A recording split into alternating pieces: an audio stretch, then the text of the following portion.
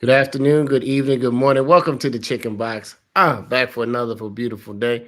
I hope you woke up in a grateful state of mind and you were just feeling really enthused about just life. Sometimes you wake up with yesterday's problems, then you carry it on to that day and you drag it on, and all of a sudden your whole week has been negative. Thank God today that we woke up. Let's with a little energy. I'm your host, impeccable, along with my co-host Jay Jackson, and this is the Chicken Box. Jay, how are you feeling today? I'm good. I'm in a very positive mood. I'm ready. All right, well that's How are good. you? How are you? That's good. You know what? Words just have so much power. You can There you say go. I'm having a great day or I'm having a bad day. And the mindset we're gonna get into today. We're talking about Black people versus Olympics, but to be an Olympian, you have to have a mindset of a champion and a winner. And that should just transfer to all of us every day. But if you've never heard of the Chicken Box, thank you for putting it up there. And from Baltimore, shoot yourself. No, it's four wings and fries, y'all. It's greasy. It's got salt, pepper, ketchup. Some people like hot sauce on their wings. It comes in either a cardboard, not a cardboard box, a paper box, sometimes a styrofoam box, which is always, I never got that because it's too hot, but it's good. I think I need to eat. I'm hungry, Jay. I'm thinking about that chicken box. But here Fair enough. we call it the chicken box. It's like basically don't be a chicken, get on the box. It is powered by the Afro American newspaper.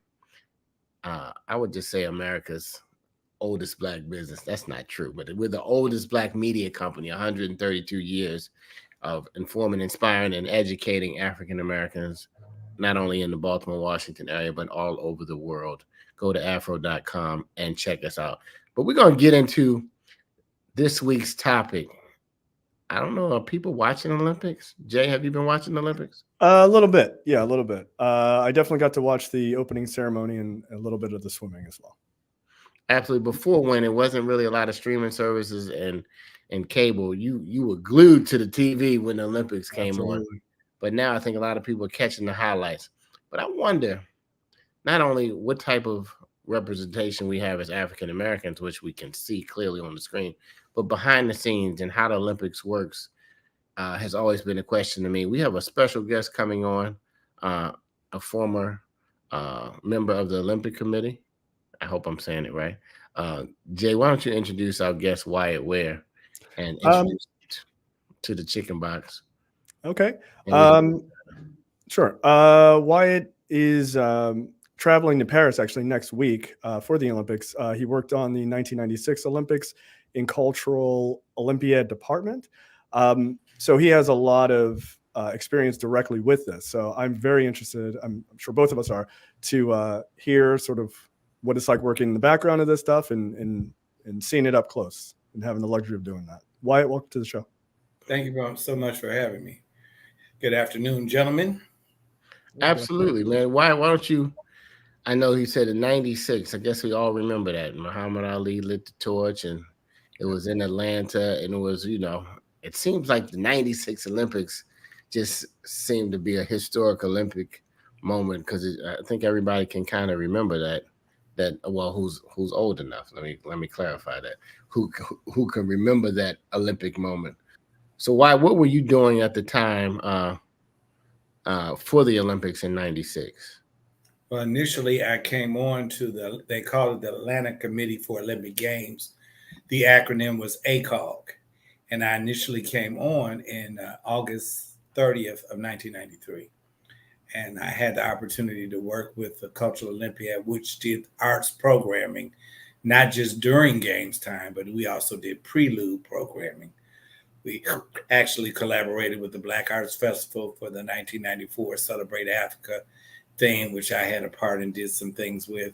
Then we had a Nobel Laureates of Literature program in 95. Then during games time, the Centennial Olympic Park housed the festival, and it was the Olympic Arts Festival, which we had artists, and I was responsible for making sure artists of the southern area or diaspora of the South, whether it's Cajun music, gospel music, jazz from the South, was featured at the Olympic Arts Festival here in Centennial Park in Atlanta. And I was the money man. I made sure once they performed, they got their check. So, I was their bestest friend, as my niece. Of course. Hey, everybody needs the money, man. Right, and it was one of the most intense jobs I've ever had, and the best job I've ever had. It was like everybody had a piece of the pie, putting the pie together. We all were there to do, as they say in the Nike expression, or just do it. We did it. We did it to the Fat Lady Sang by closing ceremonies. Long hours, intense hours, but everybody worked collectively like a congruent unit to make the games happen here in Atlanta. And that's what made it so rewarding for me, and not only myself, but others as well that I still keep in touch with to this very day. So you guys are kind of a club, huh? Well, we like to think of ourselves. Games. Well, we did. We actually, since you said that, we actually during '93 and '94 we started having Kwanzaa celebrations for the African Americans that worked at ACOG, and um, we transitioned to continuously having events. Summer of '95, summer of '96 before the games, reunion in '98, and then I put together our 20-year reunion in 2016, where we had a very nice affair with about 80 people.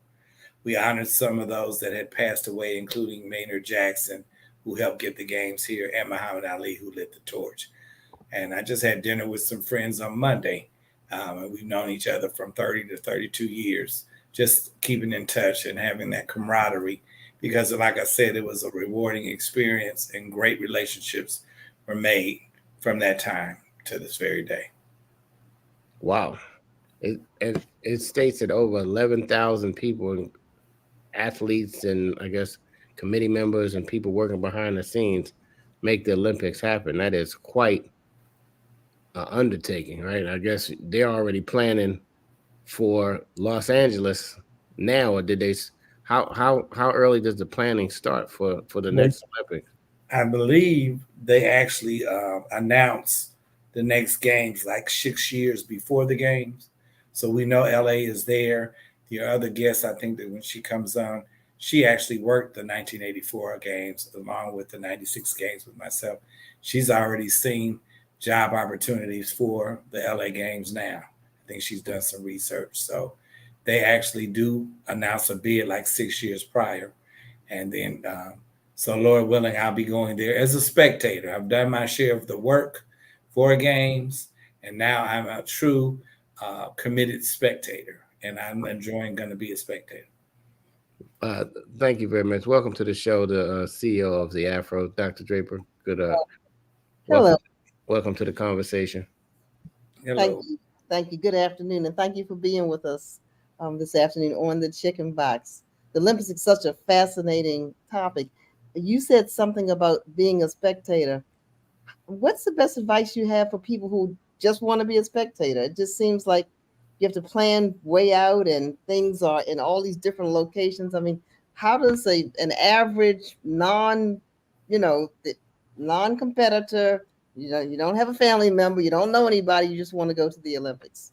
What's your best advice? My advice is to pick the particular sport if you're planning on participating and going to participate in being a spectator, is pick the sport you like the most to see the event. So for myself, they call it athletics, but we call it track and field. So on the 8th, 9th, 10th, and 11th, track and field will be going on. I'm going to the games on Sunday and doing the tourist thing for 3 or 4 days. And then I'm going to actually go to the track and field events, semifinals and finals. Now, if I only get tickets for the finals, that's fine. Because to me, I call that the real deal Holyfield. That's when you get your medals for the final. But I think you should pick your sport. And if that's like gymnastics is your thing, then go to gymnastics. Boxing is your thing, go to boxing. Swimming is your thing, swimming. So pick the sport you want to do. And I had the opportunity to go to the Rio Games. And a friend that had worked at the World Cup the previous year in Rio said, if you find a venue where the sporting events are being held, next to it will be a box office and you can buy your tickets. So believe it or not, my hotel was right across the street was beach volleyball.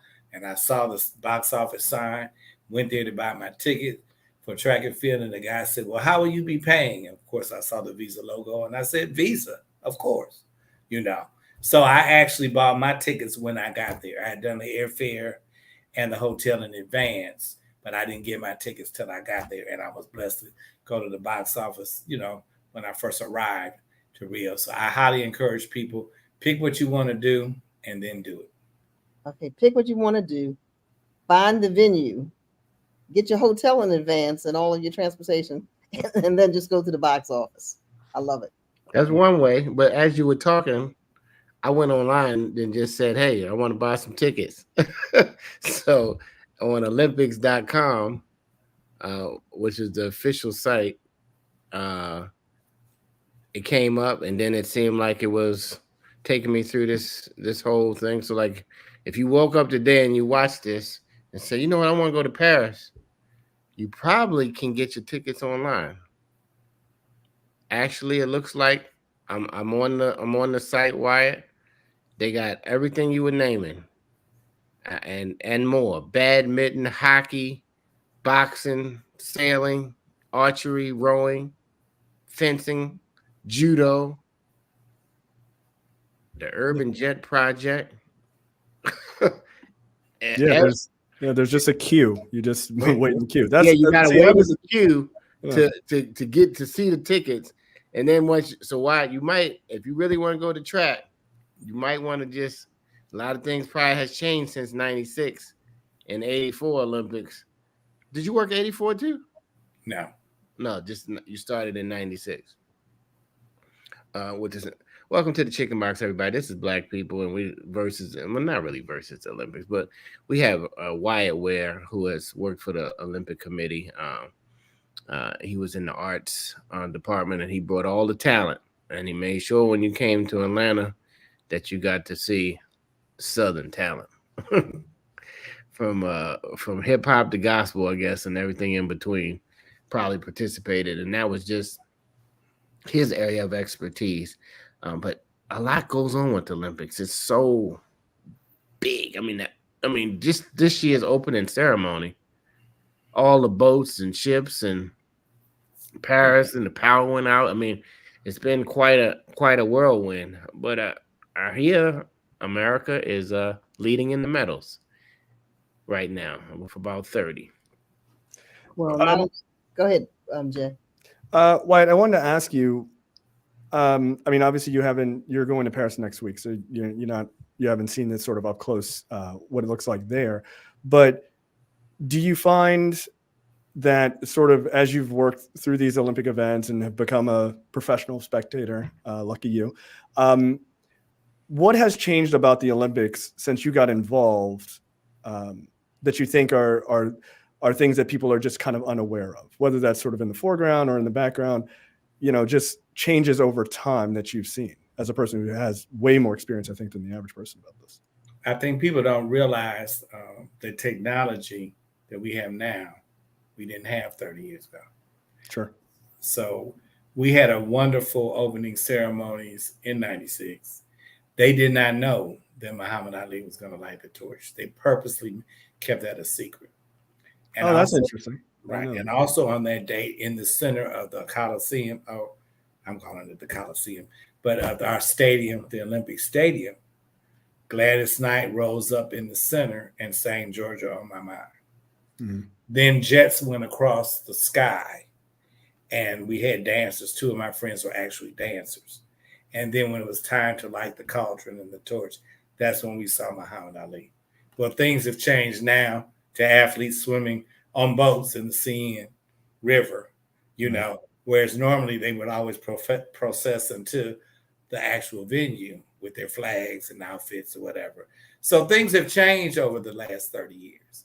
It's good change, but people don't realize, especially if you've worked the games before, because I had one friend who was like, well, they did this and they did that, and it was better than us. No, it's 30 years after us. So things are going to change. We didn't know that we would have, for example, cell phones that we could pay bills, move money, do this, Google, and all that. We didn't know that in 96. So that's the way things are in terms of, as my granddaddy would say, keep living. And you'll see, we now see technology has made inroads, not only in technology workings or like cell phones, but just in actually performances with the athletes and everything else. Mm-hmm. Yeah. Go ahead, Dr. Trevor. I was saying the other thing that's changed a lot, which I'm glad to see the progression. Excuse my voice. So many more Black Olympians in sports that we didn't compete in before. That's true. Fencing, women's volleyball, men's gymnastics. So that's different too. Go ahead, Wyatt. You were going to say something. I was going to say even the major success of Simone Biles. Yes. When I was a youngster and a teenager, when a young girl hit 20, that was it. They didn't do gymnastics after 20. That was like you're over the hill after 20. And she's 27 and still set some inroads for gymnastics. So things have changed. It's almost like when you look at actresses and actors, especially Black women, if they were over 50, they were over the hill. You can't tell that to Taraji P. Henson or tell that to Mary J. Blige, or tell that to my mother who was 88 that didn't look a day over 48. Things have changed for us as a people that we're making inroads in sports and other things, but specifically when it comes to the Olympics, we're making major inroads. Yeah, I saw that they're calling this the first gender equal Olympics because there is a 50-50 distribution of men and women athletes, which I found interesting. It's like 2% higher than Tokyo was, but it's now as many women and men competing, which I think is pretty cool, just considering the array of sports and everything else, from shooting to track and field to everything else in between. So it is interesting to watch the Olympics, even in my lifetime, change significantly. Like 96, I was like in 96, I was watching the Olympics and, understood like, wow, this is a kind of like a huge deal because it's in Atlanta, right? So like, this is not that far from me and everything else, where always like previous ones were like, oh, it's way over there type of thing. And it was it was very Black oriented, which was nice to see yourself reflected in those. And it's just nice to see that this has become more and more prevalent, obviously young athletes, but like you mentioned, Simone Biles and things like that, all of these Black athletes just getting at the forefront of sports that we would normally not, to Dr. Draper's point, normally not see Black folks being celebrated in and stuff like that. It's that level of diversity across the board, but especially for Black folks, is really fascinating to watch. Yeah. And we talked a little bit earlier about entertainment. So what's your take on this year's Olympics and Snoop's presence there at the Olympics? Pure entertainment? Well, it's going to be hard for me to answer that, and I'm going to tell you why. Okay, tell me why. Friday, I went and worked out, came home. I have a Samsung TV with NBC on the TV in my living room, thinking I'm going to watch opening ceremony. Little did I know it was an NBC news station. So my nephew told me to get Peacock. So I actually paid for the Peacock streaming on Saturday so I can do the replay. Because, see, I missed all the good stuff. I was so disgusted because I just knew I was going to be able to see it. And then I was going to be able to do a recap that night. Because, a lot of times you could do recaps because the games would be in a different time zone. So you could actually do a recap. Maybe it might be 12, 1 or 2 in the morning. So I didn't have that capability. So you would almost have to ask me that question next week when I'm all caught up. Yeah. Well, here in Maryland, they're doing it both. We don't have to do Peacock. We can also just do our regular NBC affiliate here in Maryland anyway. And they're showing it, they're showing it live as well as the very well packaged replay at night. So we're getting to see all of that. So you haven't seen but Snoop. They said that he's there to attract a younger audience. Wyatt, what do you think about young people and the Olympics? It seems to me, from an audience standpoint, that they already are very interested. What did you find in '96, and what have you seen over the years? Well, I was. That's a great question. I specifically remember when we had the track and field, U.S. track and field championships, so that the runners could compete, so they could go to the games. Right. So I was actually there when Michael Johnson set a world record. Set the world record that day and then set the records during the actual games. That was very exciting. You know, it was extremely exciting then.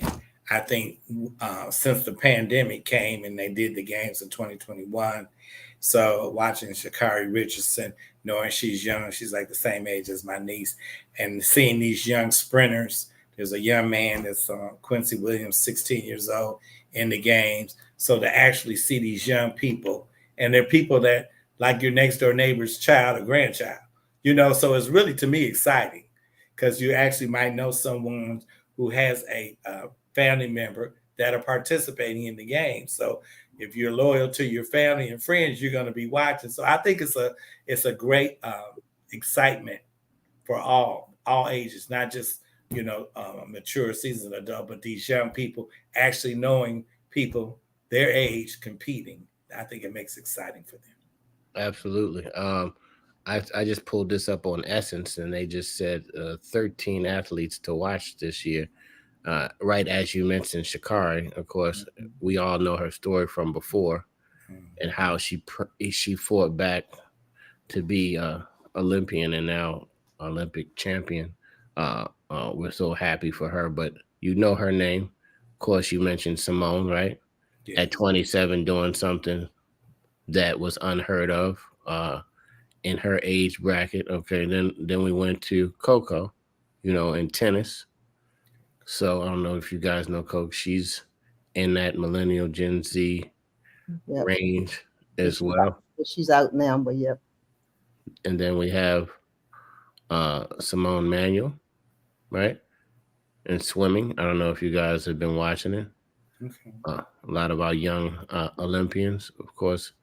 We got Aja Wilson representing USA in basketball. We got, of course, Noah Lyles, who's been breaking all kind of records all year. Also, of course, LeBron James. We all know him. But Lauren Suggs, who's doing it in fencing. We got this young man, Jamal. Says it's been 20 years since we've had a gold medal for the U.S. team in boxing. Another young brother representing Naja, and it's women's rugby. Rugby's a rough sport in those shorts. We won the rugby. Absolutely. We won that, yeah. And then, of course, I don't know if anybody has seen Frederick. Yeah, Frederick fell last night, but Frederick is amazing. He's really promoting the sport on TikTok, and so he's got a gazillion followers on TikTok. He says he wants to promote men's gymnastics, and he's a real ambassador for the sport. And yeah, he's an amazing young man. So yeah, guys, look it up. We are represented in not just the traditional sports, like you were saying, but in a lot of the other spaces and places in Olympics. And I heard they're adding flag football next year as a sport each year. I guess I got to pull up the list of all of the different events that people are even competing in.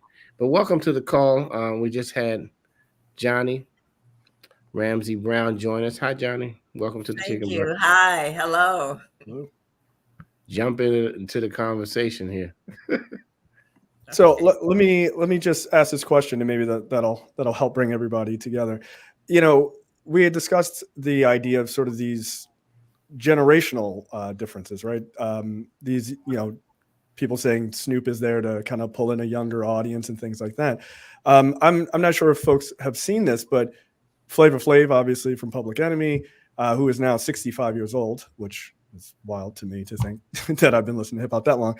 But he's sponsoring, and he has been sponsoring the women's water polo team, right? And he signed like a 5-year deal. But basically, he has been at the Olympics, like kind of as their hype man, because he's seen these young girls who are trying to do water polo and who are apparently very good.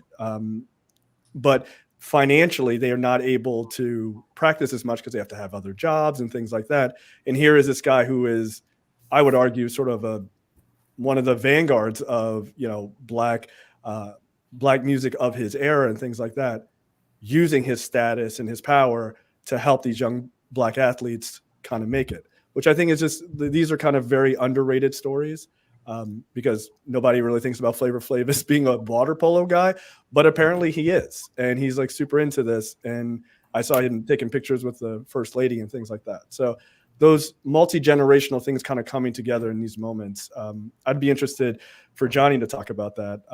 If she's seen, more of this sort of overlapping in her time dealing with the Olympics.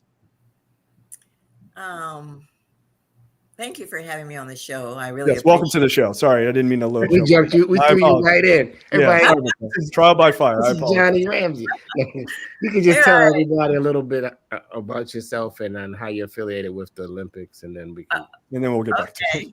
All right. I actually been affiliated with the Olympics for about 4 decades, believe it or not. I actually worked for the 1984 Olympics in Los Angeles. In fact, my whole family did. My husband and my 2 teenage kids at the time worked for the 84 Olympics. And then my son is an Olympian. And he was part of the, he was an alternate on the relay in 1988 in Seoul, Korea. In 1992, he received 2 gold medals for track and field, one in the 200 meters and as first leg on the 4x100 meter relay.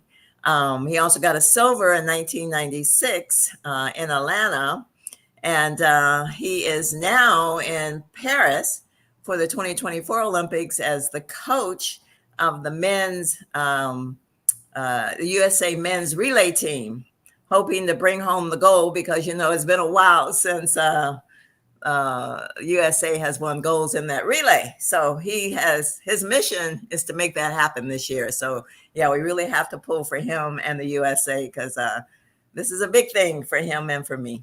Yes. So he sounds like he's been involved in a few years too, huh? Almost. Right. Exactly. And then I also worked for the 1996 Olympics. That's how I met Wyatt Ware. And I worked there about 3.5 years for the 1996 Olympics, and I volunteered now for the 2028 Olympics. That's going to be back in Los Angeles, and I've relocated back to LA, and I hope to be a part of that. So yeah, that's a little bit about my background with the Olympics. Well, you there for life. Sounds like it, yes. You say you volunteered and moved back?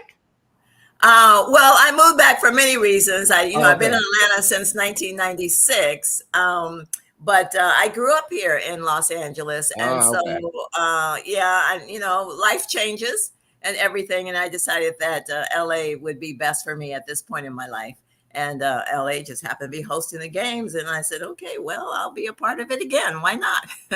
What would you say to a mom who has a talented young athlete who has aspirations to be in the Olympics,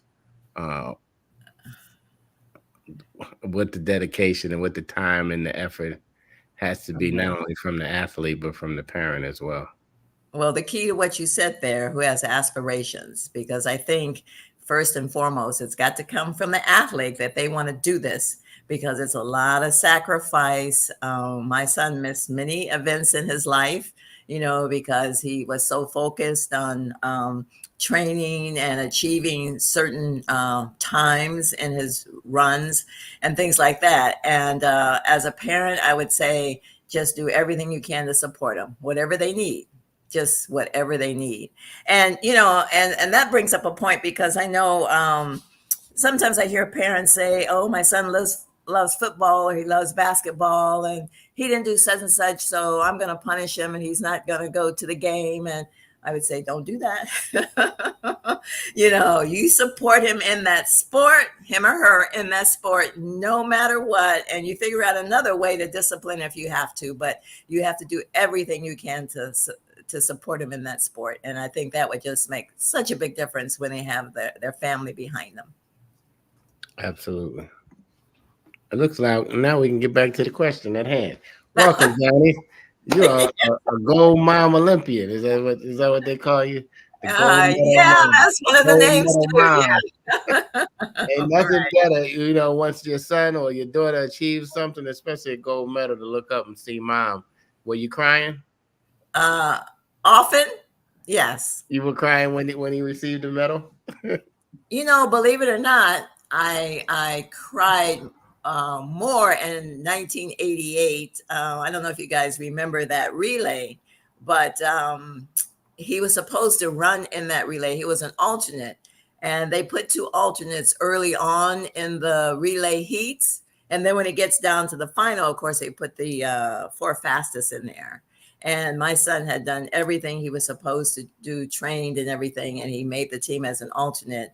And they didn't, politics, they didn't put him in that race.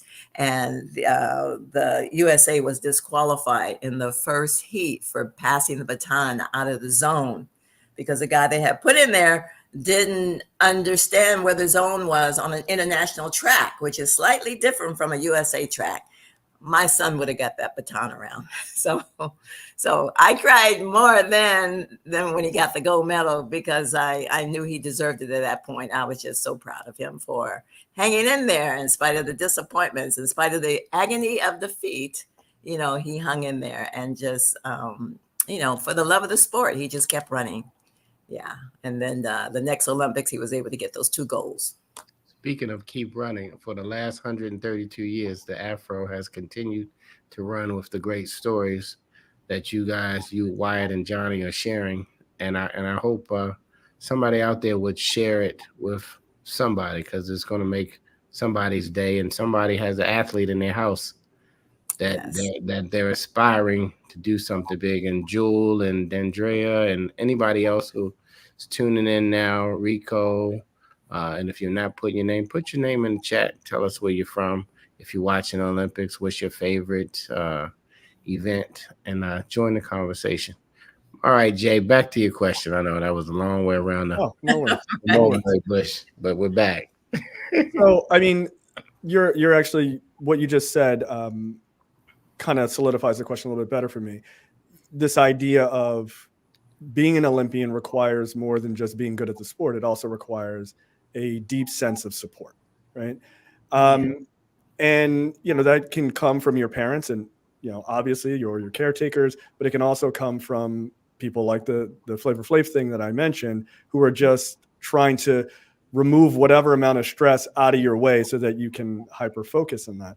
Now, you having a son who is an Olympian and a gold medalist, to be very specific, what you mentioned that he had those sacrifices of sort of missing events and things like that. What sacrifices do you feel like you had to make? Because I'm sure they were significant to be the mom of a gold medalist. You're also kind of on the field pushing him forward a little bit. Like, what is that like? Well, I didn't feel like it was a sacrifice at the time. I realize now in looking back that, yes, I did do a lot. But my son came up in the 80s and 90s in Los Angeles, when it was kind of rough with the gangs and the drugs and everything. And so I would just tell him, I told my son, Michael, you will not be in drugs. You will not be in the gangs. Okay, you love running track. I will do everything I can to support you. And so I remember I had to get him a car at about age 16 because he had to go to events and things like that. And my husband and I were both working. We couldn't always get him places. So yeah, I had to get him a car early on so he could get there. Track and field isn't an expensive sport. All you need is a pair of shoes and a track, right? So in that sense, it wasn't much of a sacrifice. I know some of the parents for like gymnastics and tennis, they also expend a lot of money, for the sport. Michael was also fortunate in that he did have benefactors at the time. So whenever he had to travel, most of the time his trips were taken care of. So I didn't have to pay for that. So it was easy in that sense. We didn't have much of I didn't have much of a financial sacrifice. So, but yeah, he didn't go to his high school prom because the next day was the state championships in California up in Sacramento. And so they were traveling. He couldn't go to his prom. So, I think he made more of a sacrifice than I feel like I did because I felt I was just trying to be a good parent, being supportive and everything. Yeah. Well, we appreciate that. as Americans now seeing these athletes win gold medals. I think people often kind of forget until they sort of pan to the cheering mom and dad. Like, yeah, they are a big part of how they got there. So yeah, they're a very big part of it. But I do want to say this too, especially in track and field, and I still firmly believe this. I think you can go on any corner in any big city and you can find athletes that can run as fast or faster than my son. But the thing that really sets a world-class athlete apart is the sacrifice and the mindset. I think the mindset is so important. You got to be able to handle that pressure. They be trash talking at the line there and everything. What? I didn't know that. Yeah, so you just really okay. So it's really trash talk going on at the line, right? That's my kind of race. So as all of that is fair game, huh? It's not a rule. All of it is fair game, and they're trying to psych each other out. And so you got to have the mental toughness to deal with that, the pressure. Michael has been in, tens of track meets, especially, over in Europe, which is a whole different ball game than USA track and field. Those people love their track like we love our basketball and football. And so 100,000 people in the stands on any given big track meet in Europe. And, when you're at the line and, you get down there in those blocks, I'm repeating what my son's telling me here because I don't know. You get down those blocks and the crowd screaming and yelling. And then in Europe, they police themselves and shh, everybody quiet. And everything's like quiet, like you could hear a pin drop in the stadium with all these people. You don't want to jump the gun because you're out. And so it's just it's a lot of like I said, mental toughness that you have to have. And so yeah, you can find guys all day long and women that can run, but can you handle those circumstances all the time? Yeah. Well, we're hearing a lot about track. Wyatt said that's his favorite. He's going to Paris next week. We're gonna help him figure out, why we're gonna get the link for Wyatt, so he don't have to pull up to the booth. He'll have his ticket to make sure. You're going all the way to Paris. I know you want to get into that. What did you call it earlier? The Coliseum. Yeah, I'm going to. I decided at the last minute that I'm going. Oh, okay. As I told Dana, I just relocated. I still got all kinds of boxes. You can't see them. Well, you can see a few behind me here. I still got boxes everywhere, but I said, I gotta go support my son. I've been at every one of the Olympics that he's been to. Gotta go now. I thought the move would really interfere. So yeah, I called Wyatt up and said, Wyatt, I'm going too. Well, wait a minute, I want to go too. Google flights. Let me tell you. Well, Jonnie hasn't told you, but even when I mentioned earlier that we had camaraderie over the years, Jonnie and I started working at ACOG probably within 2 or 3 weeks of each other. Right. And I met her husband, and her daughter. And Jonnie has always been wise counsel to me, so that I always told her she adopted me, and I told her she was my ACOG mom. Right. And so we've been in touch throughout the years. We talk on a regular basis. It broke my heart she moved to LA, but I said, well, you know where I'll be sleeping in 2028 when it comes time for the LA Games. I'll be sharing the guest room with the rest of the family. But I've always felt like family with her family. And so I told her I was going. And then she says, I've decided to go too. And so her family's going, her son and his family are going. And we just plan on going to track and field and just having a good time and celebrating the USA winning relay team. Right, Jonnie? Absolutely. So that's a gold medal for the coach too, right, Jonnie? I don't know. I don't think so. I think it just goes to the athletes, but just the that's team. Okay. He would celebrate like he got a gold medal. That's right. That's right. But I really appreciate, Jonnie, what you said. I ran track as a hobby. That's what I would say. It was not serious like your son. Mm-hmm. But you need somebody in your corner that says, if this is what you really want to do, this is how you're going to get. And no one stopped me from going for it. I just had so many other interests. And as you said, there are a lot of folks, especially in our metropolitan areas, a lot of young people that can run.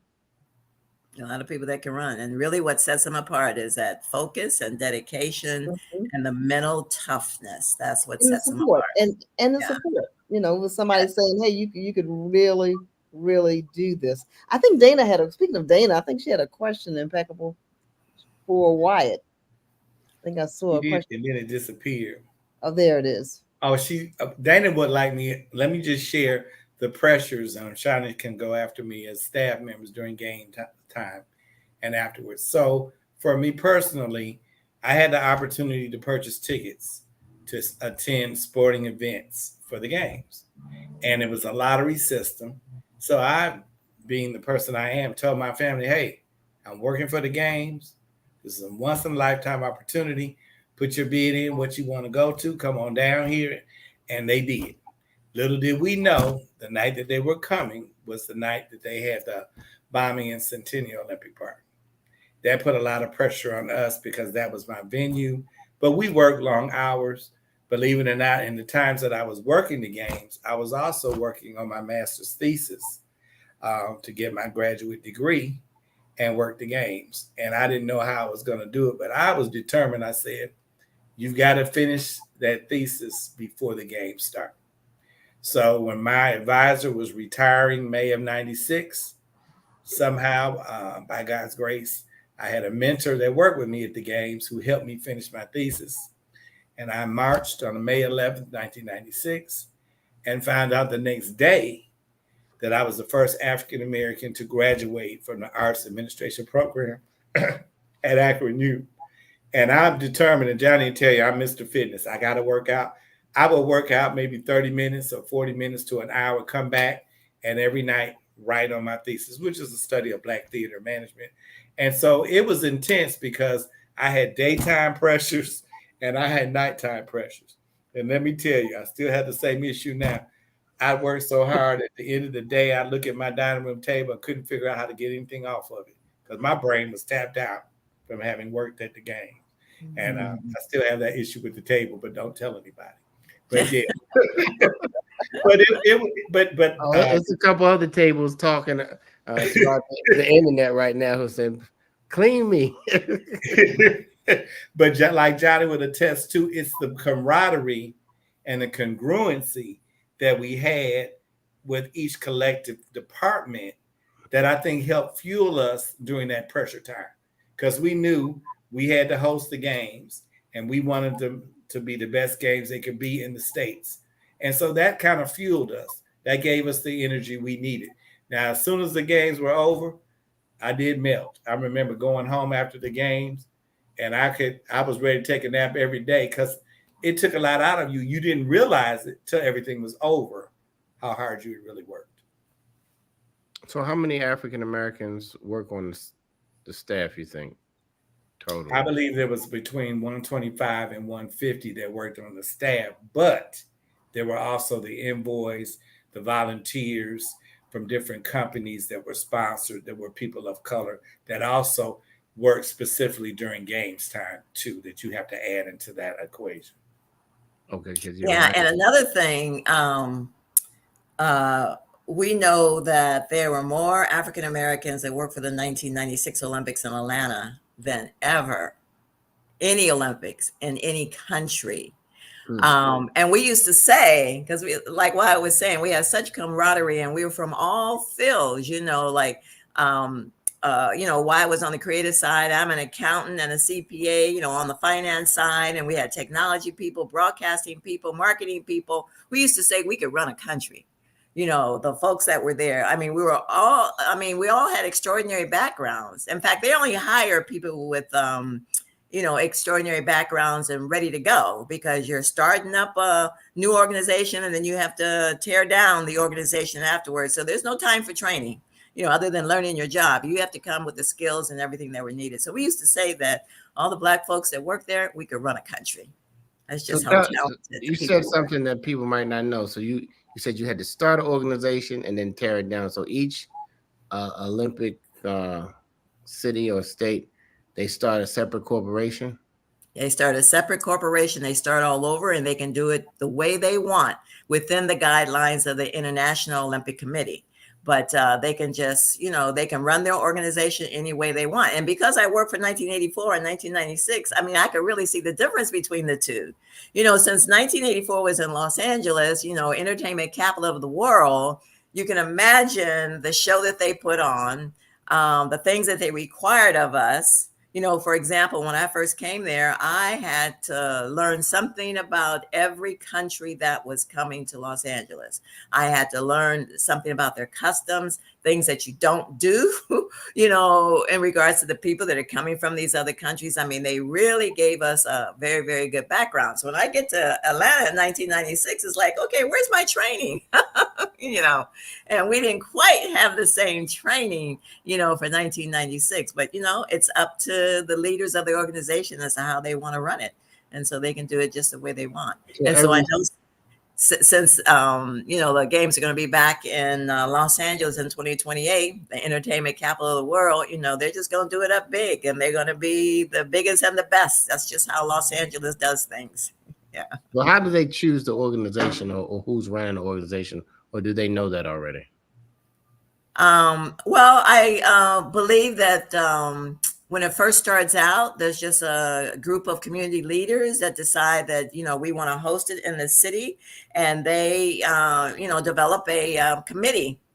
And then the committee has to go to the International Olympic Committee and present their plan, and they have to talk about what the city offers, what they're going to do in terms of the, Olympics in general, in terms of promoting it, that they're able to put on a show. So it starts out like that.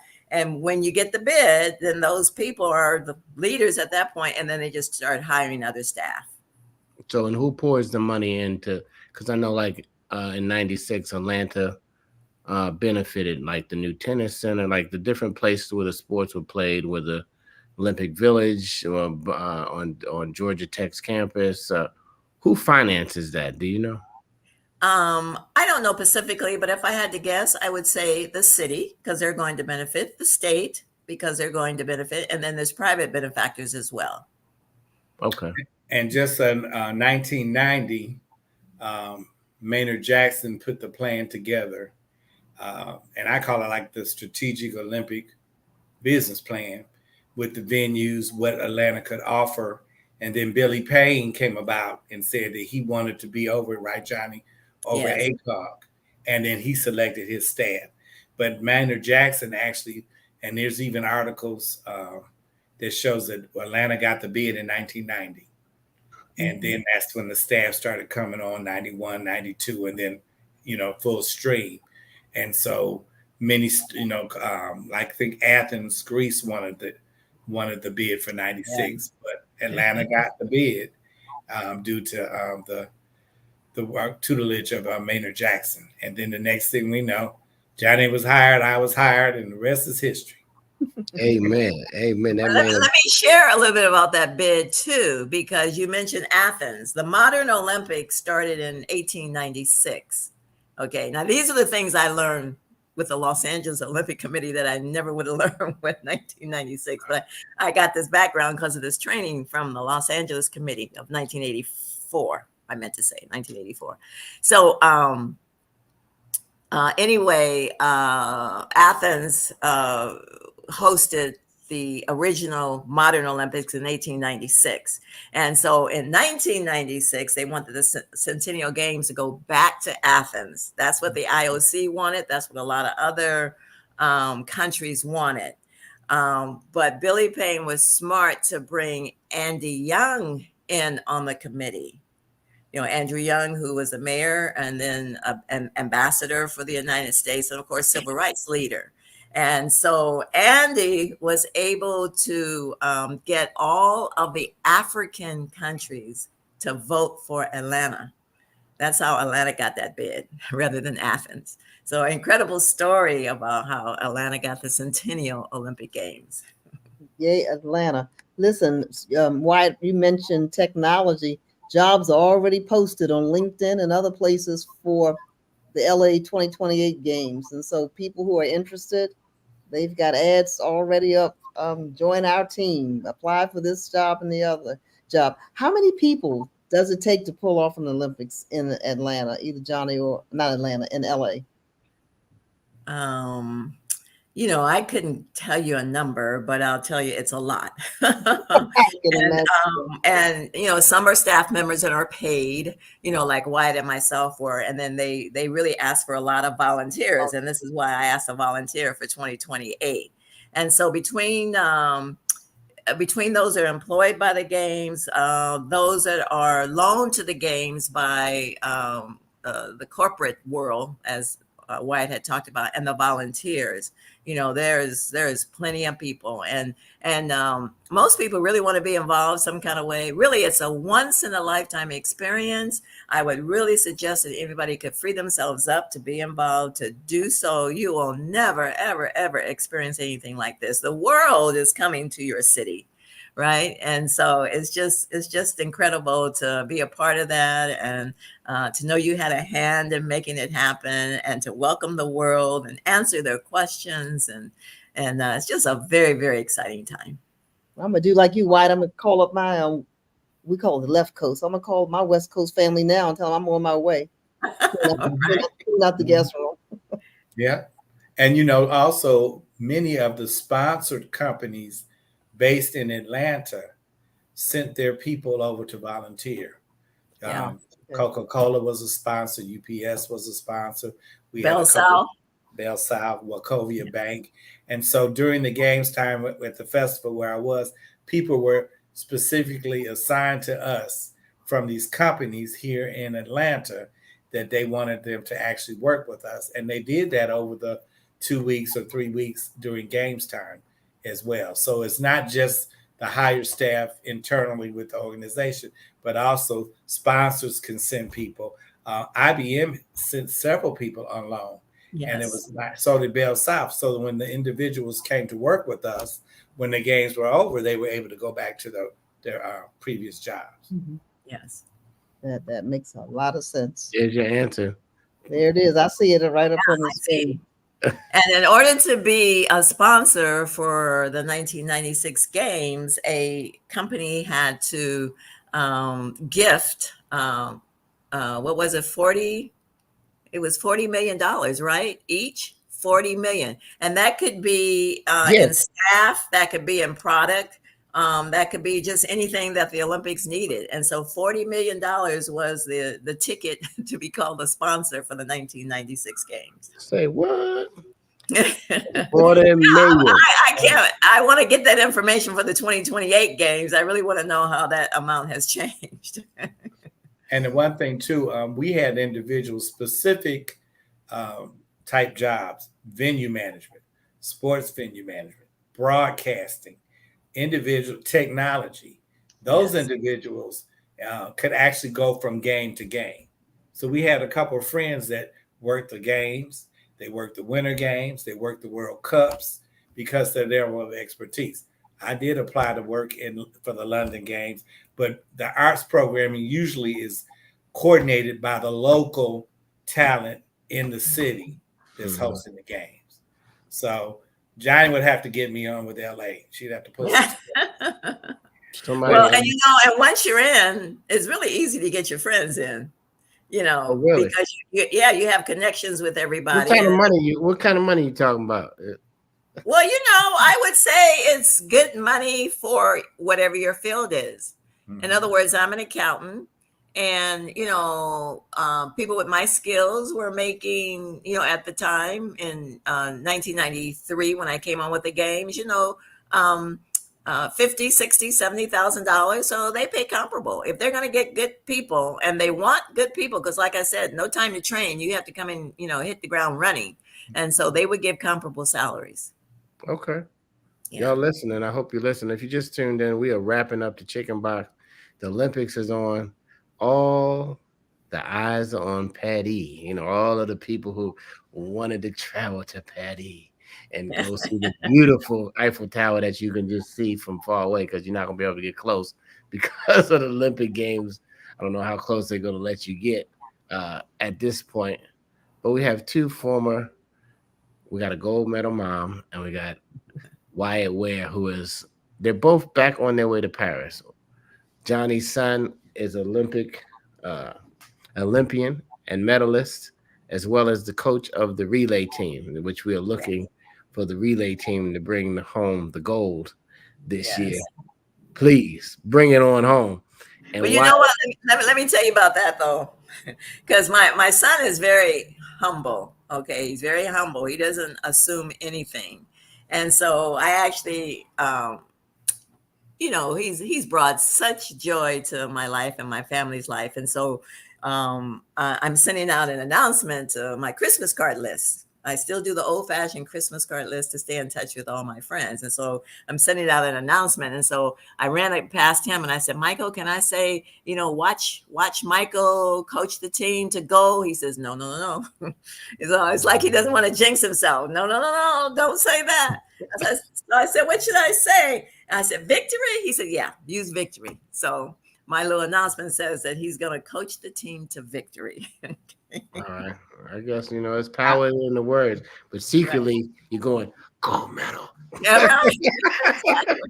So we could talk about the Olympics, and we're really glad that everybody had a chance to come on, but I love to respect everybody's time.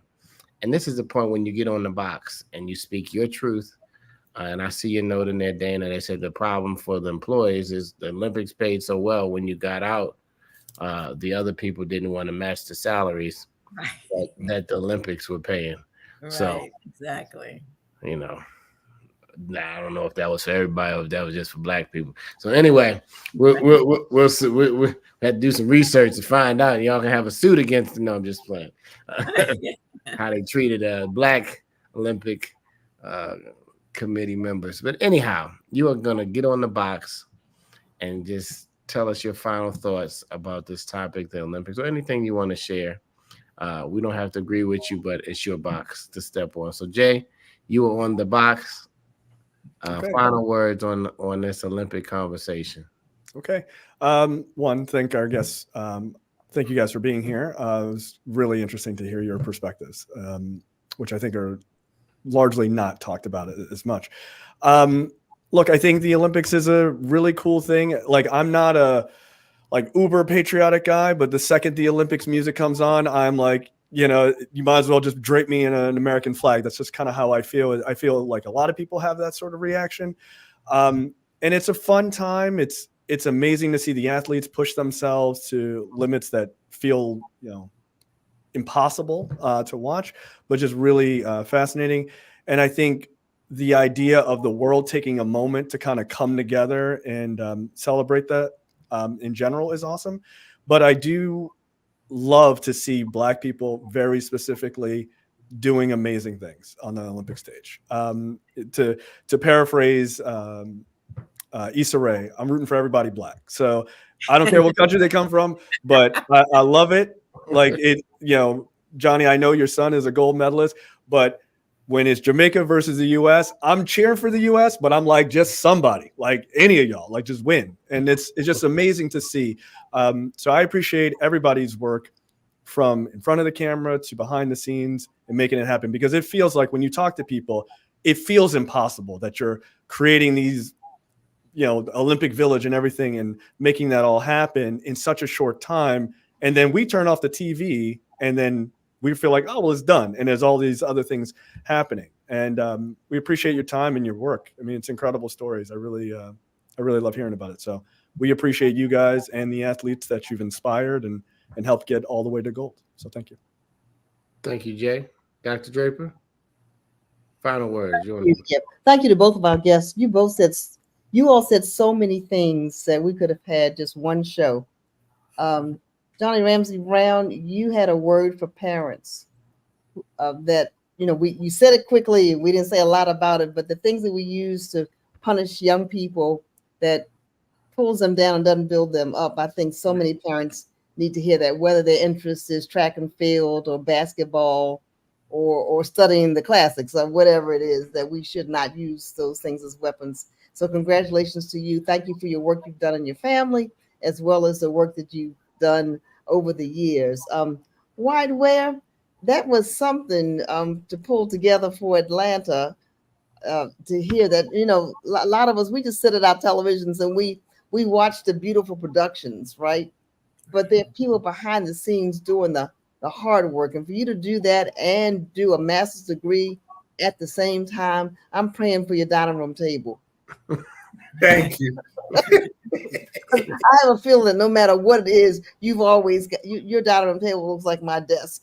You always have something else that you're adding to that. The only thing I can say to both of you is that as I'm on the box and I'm going to jump off the box and I'm going to jump off the call for 1 o'clock, I'm a little envious, but I had the same opportunity anybody else had to change my mind, change my agenda, and go to Paris. But I'm not going to be able to do it this time. Jonnie, we'll see you in LA and hopefully Wyatt as well. Thank you for being with us on the Chicken Box. Sorry I have to jump off, but I'll jump off for this 1 o'clock. So take care. Thanks a lot. Thank you. All right. Wyatt, you on the box. Final thoughts on the day's topic. I had my thoughts, and then when she talked about my table, I got sidetracked.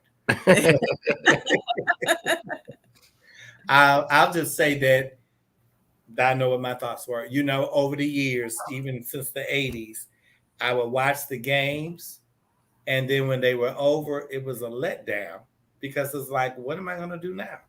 Because you get kind of sucked into it, especially if it's, you know, what you want to see and the athletes are doing well. It's a level of commitment that you make. Now, I had the opportunity in 2016 to actually go to Rio and actually do the tourist thing, but actually be there for the relays. But it's a high you get from actually watching and participating, and then to even go to a games itself, to me, is even more of a heightening and intensity that I'm looking forward to. And hopefully Jonnie can catch up with me in Paris because I've already booked my tours. I couldn't wait. And thank you for having us on the box. Jonnie, they'll tell you I've already ordered my chicken from the box. They know what I need when I go to Baltimore. Jay is responsible. He needs number 2. Bring a number 2 for Wyatt. Thank you again for having us. Absolutely. I'm going to jump on the box. I'm going to let Jonnie go last. It is an exciting time because you have the best of the best who are competing, and everybody gets a little selfish and roots for their home team. But you know, like Jay said, of course we always root for people of color. Is that racist? I don't know. It can fit up there in the category sometimes that you think, but no, it's just that's your preference, right? So I guess it's not racist when it's your preference. You know, Jay said anybody black, but we're on the box right now. So we're talking about the Olympics, the competition, right? Competition has no color.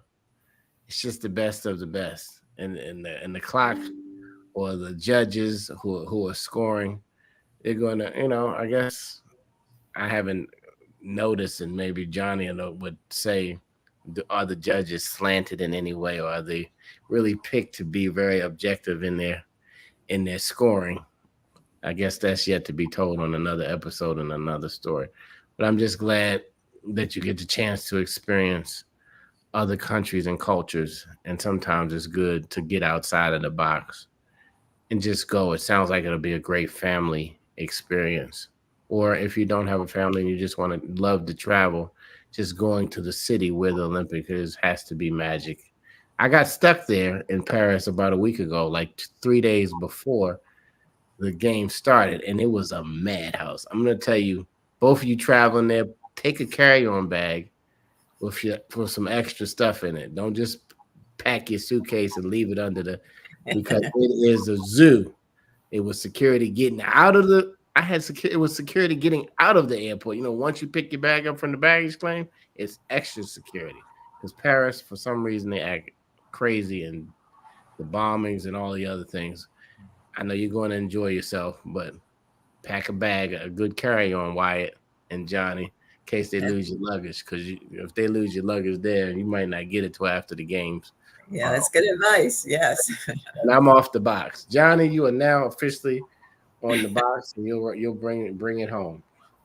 Okay. Well, I want to address a comment that Jay said, that you were pulling for both the USA and Jamaica. One of the things that my son told me was I'm sorry. I don't know. But it's very interesting because I I was concerned about Jamaica. They've been powerful for a long time. And even my son says, we're worried about Jamaica. And so I'm asking him, well, give me more information. He says, running times are almost comparable. He says, going to boil down to that baton pass. That's what's going to make the difference. And then he went on to explain many countries, Jamaica being one of them, when you're an athlete, that's all you do. And so the guys practice together all the time. And that's why Jamaica is so good. In the United States, our athletes are actually on their own to earn a living. They don't get the support from the government or anything. They have to earn their own living and they have to train. And so our relay team is maybe all over the country, and so how do we get together and practice? We cannot put the time in that other countries put in. And so, in fact, my son was just here in LA, about a week ago, and he was working out with 2 guys at SC. And then he went to Florida where he was working out with 3 guys at, some venue down there. And I said, well, when you guys going to get together and practice as a team? He said, well, we're going to go into Paris early. So that's all the practice that they get. So, USA is at a disadvantage, and we need to change that, because that's one of the reasons why, we haven't done well in the last decade or so, is because we don't give the support to our athletes like other countries do. I do want to say this too, is that whenever you make the USA team, you're already one of the best in the world. Absolutely. Because we have so many incredible athletes that just making the team, you're one of the best in the world. So then if you get a medal on top of that, that's great too. And then the final thing I wanted to say was that the Olympics are the largest peacetime event in the world. And the whole purpose of the Olympics is to bring the countries together through sport, and to develop relationships and everything through sport, hoping that would make a difference in, other areas of communication with the various countries and everything. So the Olympics does a lot to do that. If you watch the opening ceremonies, you saw the athletes coming in by country. At the closing ceremonies, you'll see the athletes all coming in commingled together and everything, because they've made so many friends along the way. And that's what the purpose is to bring everybody together through sport. Absolutely. This has been a fantastic Olympic chicken box. If you're hungry, go get some lunch. And if you want some dessert, Wyatt, did we put you? Wyatt has some cakes, y'all. If you're in the Atlanta area, do you ship cakes everywhere? Or I tell my customers, don't trip, I ship. There you go. Don't trip. He's going to ship. The cakes are amazing. I'm going to experience some this Sunday, Wyatt. But thank you guys again for being on. And as I always say, call a senior. They love to hear from you. They're thinking about you. Just a little. Don't text them. Just call them up. It'll make their month. Believe me. And not only their day. Might even make their year, because you might not have talked to them since the family reunion. So until next time, God willing, myself, Jay Jackson, Dr. Draper, and the Afro, go to afro.com and support us. Digital subscription is less than 2 Uber Eats, afro.com. We love to keep telling these great stories as we move forward into the next 132 years. Have a great day, everybody. You too. Thanks for having me. Thank you for inviting me. Enjoy Paris. Enjoy Paris. Thank you.